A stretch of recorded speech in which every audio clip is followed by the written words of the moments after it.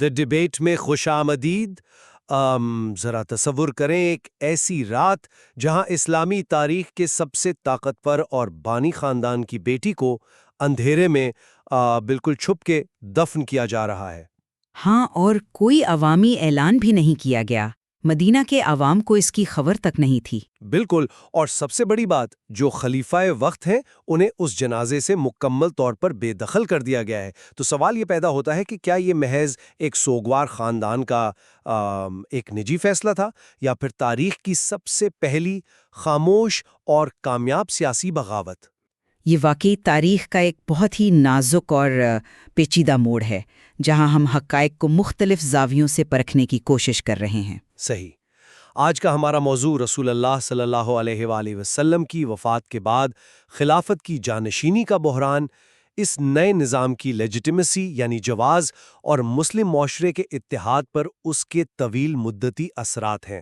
ہم اس پورے واقعے کا تجزیہ سیدہ فاطمہ سلام اللہ علیہا کے آخری ایام اور ان کے اس غیر معمولی احتجاج کے تناظر میں کریں گے۔ بالکل، اور یہ سمجھنا بہت ضروری ہے۔ میرا اس حوالے سے موقف بالکل واضح ہے۔ جانشینی کا یہ عمل پیغمبر اسلام کے واضح احکامات، خاص طور پر جو واقعہ غدیر ہے، اس سے صریح انحراف تھا۔ یہ محض کوئی انتظامی تبدیلی نہیں تھی، بلکہ غیر آئینی اقدام تھا جس نے امت کے اتحاد کو ہمیشہ کے لیے پارا پارا کر دیا۔ سیدہ کا احتجاج اسی انحراف کے خلاف ایک باقاعدہ نظریاتی محاذ تھا۔ میں اسے اسی زاویے سے دیکھتا ہوں۔ اچھا، میں اس پورے منظر نامے کو ایک قدر مختلف زاویے سے دیکھتی ہوں۔ میرا ماننا یہ ہے کہ جانشینی ایک انتہائی پیچیدہ سیاسی اور زمینی حقیقت تھی۔ پیغمبر کی وفات کے فوراً بعد جو اس وقت کی عبوری قیادت تھی، وہ ایک نئے اور کمزور سسٹم کو کولیپس ہونے سے یعنی بکھرنے سے بچانے اور مفاہمت کی بھرپور کوشش کر رہی تھی۔ لیکن کیا وہ مفاہمت واقعی؟ ایک منٹ میری بات سن لیں۔ میرا پوائنٹ یہ ہے کہ ریاست مفاہمت چاہتی تھی، لیکن سیدہ فاطمہ سلام اللہ علیہا اور بنی ہاشم کی جانب سے جو ایک انتہائی سخت اور عدم مفاہمت کا رویہ اختیار کیا گیا، جس میں یہ بائیکاٹ اور خفیہ تدفین جیسے اقدامات شامل ہیں، اس نے دراصل اس وقتی بحران کو ایک مستقل نظریاتی اور معاشرتی تقسیم میں بدل دیا۔ یہ ریاست کو بچانے اور اصولوں پر ڈٹے رہنے کے درمیان ایک کھلی کشمکش تھی۔ چلیں اسی نقطے سے آغاز کرتے ہیں۔ آپ نے کہا کہ قیادت اس وقت سسٹم کو بچانے کی کوشش کر رہی تھی، لیکن میرا مطلب ہے ایک عام سامع کے ذہن میں یہ سوال تو ضرور آئے گا نا کہ آخر وہ سسٹم کس قیمت پر بچایا جا رہا تھا؟ کس قیمت پر سے آپ کی کیا مراد ہے؟ مراد یہ ہے کہ اگر ہم سیدہ فاطمہ کے اصولی موقف کا بغور جائزہ لیں تو وہ اس سارے عمل کو محض ایک پولیٹیکل شفٹ نہیں سمجھ رہی تھیں۔ تاریخی ماخذ بتاتے ہیں کہ یہ ان کے نزدیک اسلام کے حقیقی راستے سے صریح انحراف تھا۔ آپ محمود بن لبید کی اس تاریخی روایت پر ذرا غور کریں جب انہوں نے سیدہ کو شہدائے احد کے مزار پر گریا کرتے پایا تھا۔ ہاں، وہ روایت کافی مشہور ہے۔ بالکل، اور جب ان سے حضرت علی کی امامت کے حوالے سے پوچھا گیا تو ان کا جواب کوئی جذباتی شکوہ نہیں تھا۔ انہوں نے ایک باقاعدہ قانونی اور آئینی سوال اٹھایا کہ کیا تم نے غدیر کا واقعہ بھلا دیا ہے؟ یعنی وہ واضح کر رہی تھیں کہ جانشینی کا فیصلہ تو پہلے ہی ہو چکا تھا۔ دیکھیں، میں غدیر کی اہمیت یا اس واقعے سے بالکل انکار نہیں کر رہی، لیکن ہمیں 7ویں صدی کے عرب کے قبائلی اور سیاسی میکانزم کو بھی تو سمجھنا ہوگا نا۔ قبائلی میکانزم؟ ہاں، غدیر اپنی جگہ ایک حقیقت ہے، لیکن پیغمبر اسلام کی وفات کے فوراً بعد ریاست میں جو ایک خوفناک پاور ویکیوم پیدا ہوا تھا، اس میں مدینہ کا معاشرہ شدید خطرات میں گھرا ہوا تھا۔ انصار ثقیفہ میں جمع ہو چکے تھے، وہ اپنی لیڈرشپ کا دعویٰ کر رہے تھے۔ مہاجرین الگ پریشانی کا شکار تھے۔ تو اس کا مطلب یہ ہے کہ اصولی فیصلوں کو پس پشت ڈال دیا جائے؟ میں یہ نہیں کہہ رہی، میں یہ کہہ رہی ہوں کہ ایسے نازک وقت میں جناب ابوبکر اور جناب عمر کا آگے بڑھنا ایک فوری ریاستی ضرورت تھی تاکہ خانہ جنگی کو روکا جا سکے۔ آپ نے خود محمود بن لبید کی روایت کا ذکر کیا ہے نا۔ اسی روایت میں سیدہ یہ بھی تو بتاتی ہیں کہ حضرت علی کو نظر انداز کرنے کی اصل وجہ جنگ بدر کے پرانے کینے تھے۔ بالکل، انہوں نے ان کینوں کی نشاندہی کی تھی۔ تو ان کینوں کا مطلب کیا تھا؟ اس کا عملی مطلب یہ تھا کہ عرب قبائل جن کے سرداروں کو حضرت علی نے اسلام کے دفاع میں قتل کیا تھا، وہ کبھی بھی اتنی جلدی حضرت علی کی قیادت پر متفق نہیں ہو سکتے تھے۔ یہ ایک گراؤنڈ ریالٹی تھی۔ ریاست کے بانیوں نے اس قبائلی حقیقت کو بھانپ لیا تھا اور سسٹم کو بکھرنے سے بچایا۔ ذرا رکیے، آپ کی اس بات سے تو یہ ظاہر ہوتا ہے کہ ہم الہی احکامات اور واضح اعلانات کو محض اس لیے نظر انداز کر دیں کیونکہ کچھ قبائل کی انا کو ٹھیس پہنچتی تھی۔ یعنی یہ دلیل تو اس بنیادی تصور کو ہی ختم کر دیتی ہے جس پر اسلام کھڑا تھا، اور آپ بار بار مفاہمت اور ریاست بچانے کی بات کر رہی ہیں۔ جی، کیونکہ وہ ایک ریاستی ضرورت تھی۔ اچھا، چلیں اس نام نہاد مفاہمت کو دیکھتے ہیں۔ تاریخ میں درج ہے کہ جناب ابو بکر اور جناب عمر حضرت علی کی وساطت سے سیدہ کے پاس آئے تاکہ اپنی غلطی کا اعتراف کریں اور انہیں راضی کریں۔ بالکل آئے تھے، اور یہ ریاست کی طرف سے ایک بڑا قدم تھا۔ لیکن یہ ایسا ہی ہے نا کہ جیسے آج کے دور میں آپ ملک کا آئین معطل کر دیں، حکومت پر غیر قانونی قبضہ کر لیں اور پھر اپوزیشن لیڈر کے گھر جا کر کہیں کہ چلے پرانی رنجشیں بھلا کر آگے بڑھتے ہیں۔ سیدہ نے اس معافی کو یکسر مسترد کر دیا تھا۔ جب وہ دونوں آئے تو سیدہ نے دیوار کی طرف منہ کر لیا تھا۔ انہوں نے کوئی سیاسی بات نہیں کی تھی۔ ہاں، انہوں نے بات نہیں کی، جو کہ بذات خود ایک بہت سخت موقف تھا۔ انہوں نے رسول اللہ کی وہ حدیث یاد دلائی کہ جس نے فاطمہ کو اذیت دی اس نے مجھے اذیت دی۔ میرا سوال یہ ہے کہ جب بنیادی حق ہی واپس نہیں کیا جا رہا تو یہ کیسی مفاہمت تھی؟ یہ تو محض پبلک ریلیشنز یعنی پی آر کی ایک چال تھی۔ میں اسے پی آر کی چال بالکل نہیں کہوں گی۔ میرے خیال میں آپ اسے جدید جمہوریت کے عدسے سے دیکھ رہے ہیں، جبکہ اس دور میں ریاستیں چلانے کے اصول صرف ان مثالی نظریات پر نہیں کھڑے ہوتے تھے۔ جب وہ صلح کے لیے آئے تو وہ پریکٹیکل پالیٹکس یعنی عملی سیاست کا حصہ تھا۔ لیکن اس سیاست میں انصاف کہاں تھا؟ دیکھیں، ریاست کی قیادت یہ جانتی تھی کہ پیغمبر کی بیٹی کی ناراضگی ان کی لیجیٹمیسی کے لیے ایک بہت بڑا خطرہ بن سکتی ہے۔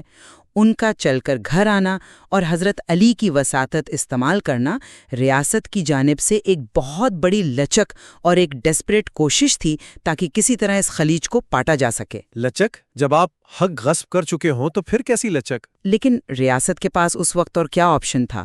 سیدہ نے جس طرح اس مفاہمت کو مکمل طور پر مسترد کیا اور آسمان کی طرف ہاتھ اٹھا کر انہیں بد دعا دی، اس نے ریاست کے پاس مفاہمت کا کوئی راستہ چھوڑا ہی نہیں۔ جب آپ ڈائیلاگ کے تمام دروازے مکمل بند کر دیں گی تو معاشرے میں تقسیم تو پیدا ہوگی نا۔ ڈائیلاگ کا دروازہ ریاست نے خود بند کیا تھا جب طاقت کا استعمال شروع ہوا۔ لیکن چلیں اس سے ذرا آگے بڑھتے ہیں۔ جب یہ براہ راست بات چیت ناکام ہو گئی تو سیدہ نے اپنا احتجاج صرف بند کمرے تک محدود نہیں رکھا، اور یہاں ہمیں نظر آتا ہے کہ وہ محض ایک سوگوار بیٹی نہیں تھیں بلکہ ایک بے پناہ سیاسی بصیرت رکھنے والی رہنما تھیں۔ ہاں، ان کا خواتین سے خطاب بہت مشہور ہے۔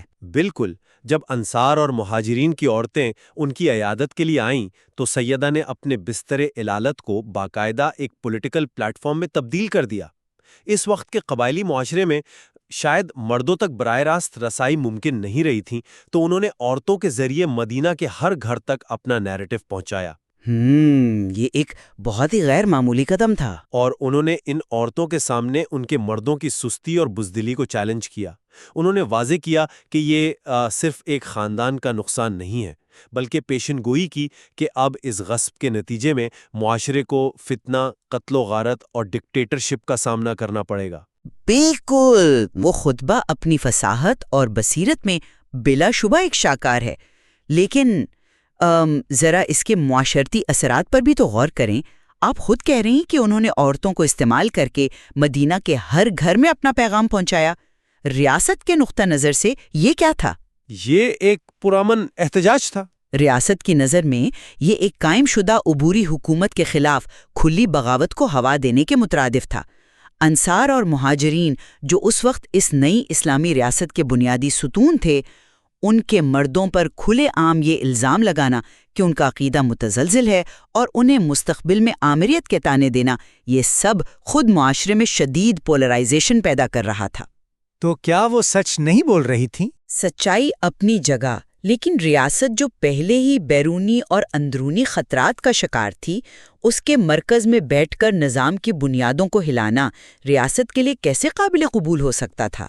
بعد ازاں جب جناب عمر نے اسے بنی ہاشم کی دشمنی اور حسد قرار دیا تو وہ دراصل اسی تاثر کی عکاسی کر رہے تھے کہ یہ مسلسل احتجاج اب ایک اصولی اختلاف سے بڑھ کر ریاست کو عدم استحکام سے دوچار کرنے کی ایک منظم مہم بن چکا ہے۔ حسد؟ کیا ہم واقعی اس لفظ کو اتنی آسانی سے قبول کر لیں گے؟ اور کیا ہم ان تمام اسباب کو مکمل طور پر فراموش کر دیں گے جنہوں نے اس شدید احتجاج کو جنم دیا؟ سیدہ کی علالت، ان کا بستر مرگ تک پہنچ جانا، یہ کوئی خلا میں پیدا نہیں ہوا تھا۔ میں ان کے صدمے سے انکار نہیں کر رہی۔ صدمہ صرف روحانی نہیں تھا۔ تاریخی مواخذ واضح کرتے ہیں کہ ان کی یہ حالت اس جسمانی تشدد کا نتیجہ تھی جو قنفذ کی ضربات کی صورت میں ان پر کیا گیا، جس کے نتیجے میں ان کے بچے کا اسقاط ہوا۔ ذرا تصور کریں، ایک ریاست جو خود کو اسلامی کہلاتی ہے، وہ اپنے ہی پیغمبر کی اکلوتی بیٹی کے دروازے پر اس حد تک جبر کا مظاہرہ کرے۔ وہ یقیناً ایک انتہائی افسوسناک۔ کیا آپ اس کے بعد بھی توقع کرتی ہیں کہ وہ مصلحت پسندی سے کام لیں گی؟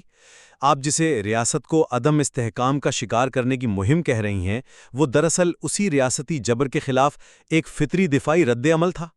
ان کا مدینہ سے باہر جا کر گریہ کرنا، جس کی وجہ سے حضرت علی کو بقی میں بیت الحزن بنانا پڑا، یہ بیت الحزن کیا تھا؟ وہ ان کے رونے کی جگہ تھی۔ وہ محض رونے کی جگہ نہیں تھی، یہ ریاست کے مرکز کے بالکل سامنے ایک خاموش اور مستقل احتجاجی کیمپ بن چکا تھا، جو روزانہ لوگوں کو یہ یاد دلاتا تھا کہ اس نظام کی بنیادوں میں ظلم شامل ہو چکا ہے۔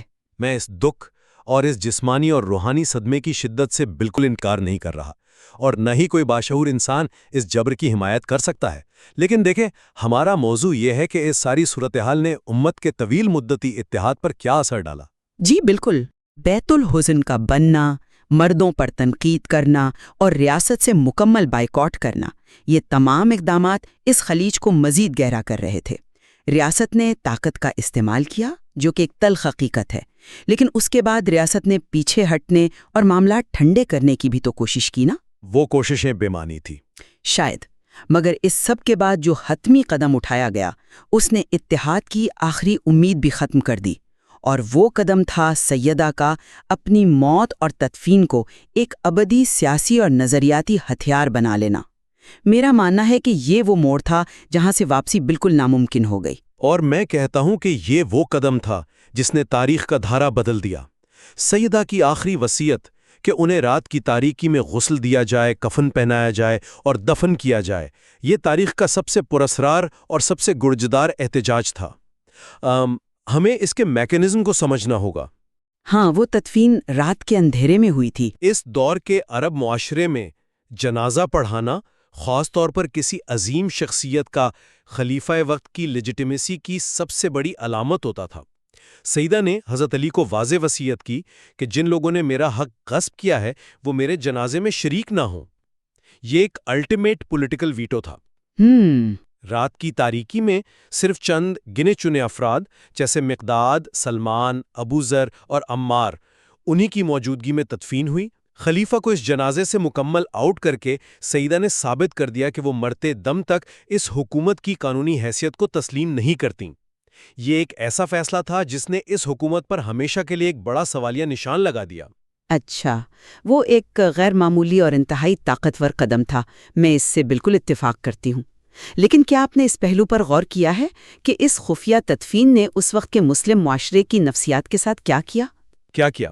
ذرا اس اگلی صبح کا تصور کریں۔ مدینہ کے لوگ جاگتے ہیں اور انہیں پتہ چلتا ہے کہ ان کے پیغمبر کی اکلوتی بیٹی، جن سے ان سب کی گہری عقیدت جڑی تھی، رات کی تاریکی میں اس دنیا سے رخصت ہو گئیں اور دفنا بھی دی گئیں۔ انصار اور مہاجرین کے لیے یہ کتنا بڑا دھچکا تھا۔ وہ دھچکا ان کی اپنی خاموشی کا نتیجہ تھا۔ لیکن ایک ایسا معاشرہ جہاں جنازہ پڑھنا سماجی تعلق اور وحدت کی علامت ہو، وہاں کمیونٹی کو اس سے یکساں محروم کر دینا امت کو دو حصوں میں کاٹ دینے کے مترادف تھا۔ آپ جناب عمر کے رد عمل کو دیکھیں۔ جب انہیں معلوم ہوا تو وہ اس قدر غصے میں آ گئے کہ انہوں نے بقی کی قبریں کھودنے اور لاش مبارک نکال کر دوبارہ عوامی سطح پر نماز جنازہ پڑھانے کی دھمکی دے دی، جو کہ سراسر جبر تھا۔ آپ اسے جبر کہہ سکتے ہیں، لیکن ریاست کی نظر میں جنازے کو اس طرح مخفی رکھنا کوئی ذاتی عمل نہیں تھا، بلکہ کمیونٹی کو تقسیم کرنے اور ریاست کے جواز کو تباہ کرنے کی ایک دانستہ اور منظم کوشش تھی۔ خلیفہ کے لیے یہ صرف غصہ نہیں تھا، یہ ریاست کی وجود اور بقا کا مسئلہ بن چکا تھا۔ آپ کے اسی جواب میں ریاست کی ساری حقیقت بے نقاب ہو جاتی ہے۔ آپ جسے ریاست کے وجود کا مسئلہ کہہ رہی ہیں، وہ دراصل اس کی ہٹ دھرمی اور خوف تھا۔ کیا قبروں کو کھودنے اور ایک مقدس میت کی بے حرمتی کرنے کی دھمکی دینا یہ ثابت نہیں کرتا کہ یہ نظام کس قدر جابرانہ اور آمرانہ ہو چکا تھا؟ وہ ایک جذباتی اور ہنگامی رد عمل ہو سکتا ہے۔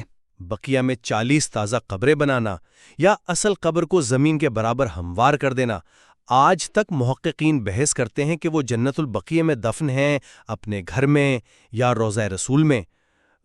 یہ ابہام کوئی عام بات نہیں تھی، یہ ابہام جبر کے خلاف سب سے بڑا دفاع تھا۔ اور جب قبریں کھودنے کی دھمکی دی گئی تو پھر کیا ہوا؟ حضرت علی نے رد عمل دیا۔ جی، حضرت علی، جنہوں نے اسلام کی خاطر اور امت کو بیرونی فتنوں سے بچانے کے لیے اس پورے عرصے میں انتہائی صبر کا مظاہرہ کیا تھا، وہ خاموش نہیں رہے۔ انہوں نے اپنا زرد لباس پہنا، تلوار نکالی اور واضح تنبیہ کی کہ اگر بقیہ کی ایک مٹھی بھر مٹی کو بھی کسی نے ہاتھ لگایا تو خون کی ندیاں بہہ جائیں گی۔ ہاں، ان کا غصہ شدید تھا۔ حضرت علی کا وہ صبر کا پیمانہ چھلک جانا ظاہر کرتا ہے کہ عدم تشدد اور مفاہمت کی وہ حدیں جنہیں آپ ریاست کی مجبوری کہہ رہی ہیں، وہ دراصل ظلم کی آخری حدیں تھیں۔ یہ سیدہ کا بائیکاٹ نہیں تھا جس نے معاشرے کو تقسیم کیا، یہ اس ریاست کا جبر تھا جو قبرستان تک بھی پیچھا نہیں چھوڑ رہا تھا۔ آپ نے بجا طور پر حضرت علی کے تلوار نکالنے کا ذکر کیا ہے، لیکن دیکھیں، ہمیں اس واقعے کا دوسرا رخ بھی دیکھنا چاہیے۔ جب حضرت علی نے وارننگ دی تو ریاست کا رد عمل کیا تھا؟ جناب ابو بکر اور جناب عمر نے حالات کی نزاکت کو فوراً بھانپ لیا اور اپنے ارادے سے پیچھے ہٹ گئے۔ ہاں، کیونکہ انہیں اپنی جان کا خطرہ تھا۔ نہیں، انہوں نے تلوار کے بدلے تلوار نہیں نکالی۔ اس سے کیا ثابت ہوتا ہے؟ یہ کہ ریاست مکمل طور پر کسی اندھے جبر کا شکار نہیں تھی، وہ بلڈ بات یا خون خرابہ نہیں چاہتی تھی۔ انہیں اندازہ ہو گیا تھا کہ اگر اس مقام پر جنگ ہوئی تو اسلام کا پورا پروجیکٹ وہیں ختم ہو جائے گا۔ وہ جانتے تھے کہ کہاں قدم پیچھے ہٹانے ہیں۔ میرا بنیادی استدلال یہیں واپس آتا ہے۔ جانشینی کے اس عبوری اور ہنگامی بحران میں جو دراڑیں پڑیں، ریاست نے انہیں پاٹنے کی کوشش کی، لچک بھی دکھائی، لیکن سیدہ فاطمہ کے اصولی مگر انتہائی سخت فیصلوں، جن میں مسلسل خطبات، بائیکاٹ اور بالآخر یہ خفیہ تدفین شامل ہے، نے اس وقتی دراڑ کو ایک ایسی نظریاتی خندق میں تبدیل کر دیا جسے آج 1400 سال بعد بھی بھرا نہیں جا سکا۔ ریاست نے شاید جبر کیا، لیکن اس جبر کو ہمیشہ کے لیے تاریخ کا حصہ بنانے کا فیصلہ بنی ہاشم کا تھا۔ مجھے لگتا ہے کہ ہم اب اس مقام پر آ گئے ہیں جہاں ہم اپنے دلائل سمیٹ سکتے ہیں۔ اگر میں اپنے موقف کا خلاصہ کروں تو ابتدائی مسلم کمیونٹی میں اس دراڑ کی اصل اور بنیادی وجہ غدیر کے احکامات سے وہ سری انحراف تھا جس نے میرٹ کے بجائے سیاسی گٹھ جوڑ کو طاقت کا سرچشمہ بنا دیا۔ صحیح۔ ریاست کی جانب سے مفاہمت کی جو کوششیں کی گئیں وہ دراصل اصولوں پر نہیں بلکہ اپنی اتھارٹی قائم کرنے کے لیے محض ایک سیاسی چال تھیں۔ سیدہ فاطمہ سلام اللہ علیہا کا احتجاج، ان کا گھر سے نکل کر خطبہ دینا، بیت الحزن کا قیام اور بالآخر ان کی خفیہ تدفین، یہ سب تاریخ کا ایک ایسا روشن باب ہے جو ہمیں سکھاتا ہے کہ جب نظام کی بنیادوں میں خرابی آ جائے تو مفاہمت کے نام پر چپ رہنا جرم بن جاتا ہے۔ میں آپ کے خیالات کا احترام کرتی ہوں۔ ان کا یہ احتجاج امت کو تقسیم کرنے کے لیے نہیں تھا بلکہ اسی آمریت اور فتنے سے خبردار کرنے کے لیے تھا جس کا سامنا امت کو آنے والی دہائیوں میں کرنا پڑا۔ اور میرے نزدیک اس پوری بحث کا نچوڑ یہ ہے کہ تاریخ کو ہم صرف آئیڈیالزم کی نظر سے نہیں دیکھ سکتے۔ عبوری دور کی جو بے پناہ سیاسی پیچیدگیاں تھیں، عرب معاشرے کے جو قبائلی حقائق تھے، ان کے پیش نظر نئی قیادت نے معاملات کو سنبھالنے اور ریاست کے کینوس کو بکھرنے سے بچانے کی ہر ممکن کوشش کی۔ لیکن ان انتہائی نازک حالات میں سیدہ فاطمہ اور حضرت علی کی جانب سے کیے گئے انتہائی اقدامات نے ریاست کی اتھارٹی کو تسلیم کرنے سے مکمل انکار کر دیا۔ اس انکار اور خاص طور پر اس مخفی تدفین کی وجہ سے جو نفسیاتی اور معاشرتی خلیج پیدا ہوئی، وہ وقتی سیاسی مخالفت سے بڑھ کر ایک مستقل اور آبدی نظریاتی تقسیم بن گئی۔ دونوں اطراف کے اپنے اپنے جواز تھے، لیکن ان کے اس ٹکراؤ نے تاریخ اسلام کی سمت ہمیشہ کے لیے بدل دی۔ بالکل، سیدہ زہرا سلام اللہ علیہا کی وفات، ان کا پروقار مگر سخت احتجاج اور جانشینی کا یہ بحران بلا شبہ ہماری تاریخ کے وہ پیچیدہ اور سنساس ابواب ہیں جن میں ہمیں ایک طرف حق کے لیے ڈٹ جانے کی اصولی استقامت نظر آتی ہے، تو دوسری طرف ایک نظام کو قائم رکھنے کی زمینی کشمکش۔ صحیح کہا آپ نے۔ ان واقعات نے اس ابتدائی معاشرے کو کیسے بدلا، اسے سمجھنے کے لیے ہمیں تاریخی حوالوں کو اسی گہرائی سے پڑھنا ہوگا جس کی ہم نے آج کوشش کی۔ بالکل، اور میرا خیال ہے کہ اس بحث کا مقصد بھی یہی ہے کہ ہم یہ تسلیم کریں کہ تاریخ کوئی سیدھی لکیر نہیں ہوتی، یہ ان گنت انسانی اور سیاسی عوامل کا مجموعہ ہے جنہیں سمجھنے کے لیے صرف ایک زاویہ کبھی کافی نہیں ہوتا۔